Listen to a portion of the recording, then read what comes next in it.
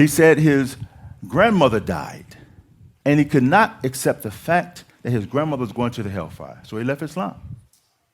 That's it. His grandmother died. He couldn't accept the fact that she was going to hellfire, and therefore he decided to join her. He left Islam. Right? Now let's look at the Salaf. There's a woman named Durra, and I want you guys to tell me who her family is. This woman named Durra, she was from the companions, may Allah Ta'ala be pleased with her. This woman was informed that her mother and father were going to the hellfire, but they were both alive. And she was informed by a very reliable source, the most reliable source in the universe. Tabbat yada abi lahabin wa tabba. Durra bint Abi Lahab, right?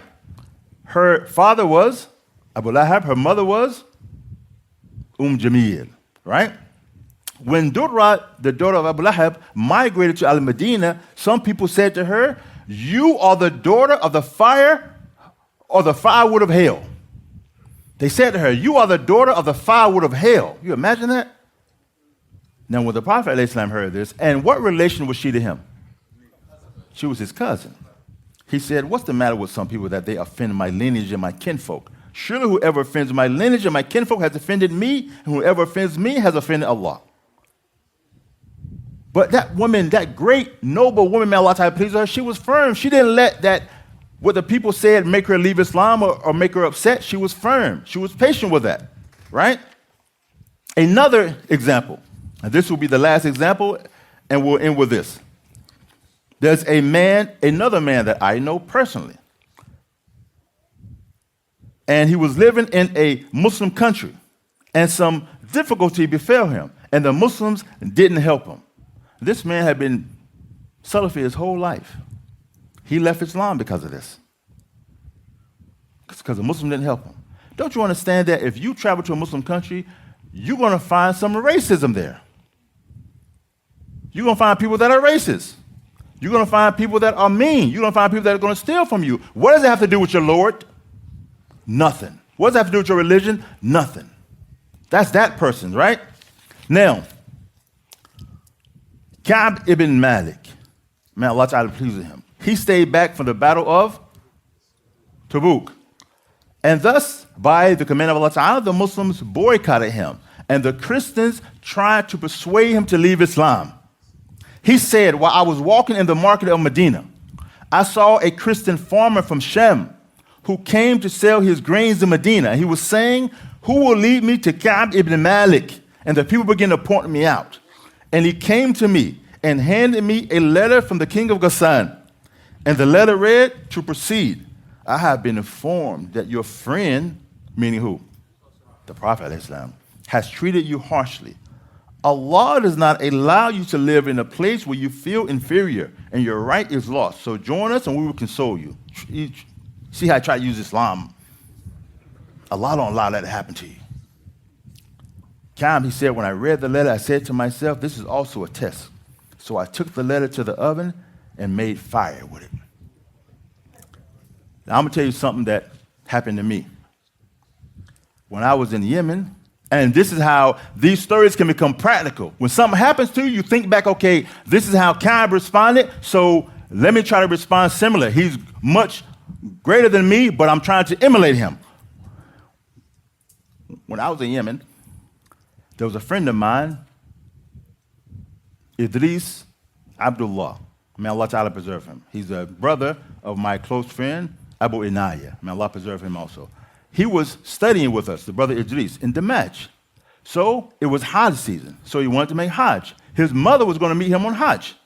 So he went to get his Hajj paperwork, and they locked him up. And he had a visa. So I'm trying to be the good friend. I said, okay, well, I'm sure his mother's worried. I'm going to go get his mother's phone number from him so I can call his mother. This was before we had cell phones, Jaquan. I said, I'm going to get his mother's phone number. I'm going to visit him where? Inside the jail. Get his mother's phone number, call his mother, and let her know he's not coming. So I went to the jail. And I said, look, I want to visit Brother Idris so I can get his mother. They said, okay, oh, you like to see him? Okay. He's right there in that jail. So they showed me where he was at. They locked me up. They locked me up. And it was the Hajj season. So, you know, okay, you'll get out Bukhara. Bukhara, Shabana, means what? It means Allah knows best. Right? So I was inside of the jail just waiting. And I had a visa too. And after the Hajj, you know, we spent the Eid. And of course, when you're in prison or jail, in a Muslim country, you're not doing the Eid prayer there. Right? So we spent the Eid there. And, you know, there's no one phone call. We're just there. And after the Eid, the warden came back in town. And so they said, okay, the warden wants to see you. And of course, the jail is, you know, a little bit, you know, it's kind of raggedy, you know. So they blindfold me. They walk me up the stairs, and they sit me in front of the warden, and he's yelling at me in Arabic. He's, you know, really badgering me and everything. And then all of a sudden, he gets real calm, and he says, okay, take off the blindfold. And I take it off. And he said, do you know why you are being deported? I said, no. And I was real spiteful. He's my elder. No, I'm more. He said, because the American government says if we catch any student from Shaykh Mukbil, send them home. Allah, he told me that. He said, the American government said if we catch any student from Shaykh Mukbil, send them home. And so they sent us home. And I had that one thobe on, and I was wearing a house thobe. And this is no offense. I'm sorry somebody's got a house thobe on here, but, you know, the house thobe, that's just the thobe that you wear, you know, the sleeveless thobe. It's a house thobe. And I had that one thobe for the whole time I was in the jail, you know. And so they sent us back. And so I'm from North Carolina. Idris is from Jersey. And they gave us a ticket to JFK. And so I'm talking to the counselor from America, and I said, okay, well, I'm from North Carolina. The ticket says JFK. They said, I know where it says. Get North Carolina the best way you can. But Allah Ta'ala brought out some good from that. But there's a shahid to this, all right? So when the preacher that from the church that I knew my whole life, when he heard about what happened, he said to my mother, he said, don't worry about that. He said, when he sees how the Muslims treated him, he'll be back in church on Sunday. So they're always waiting, always waiting. By Allah's mercy, I wasn't in church on Sunday. Alhamdulillah, I was patient with it. You know, but the shahid, Yaquan, is that they're always waiting, but just thinking about what happened to people better than me. Whenever something happens to me, I remind myself something better happened to somebody better than me. Whenever somebody says something negative about me, I say somebody says something worse about somebody better than me. I don't say why not me. I don't say why me. I say why not me. Who am I not to be tried? If people better than me have been tried with worse than what I'm tried with.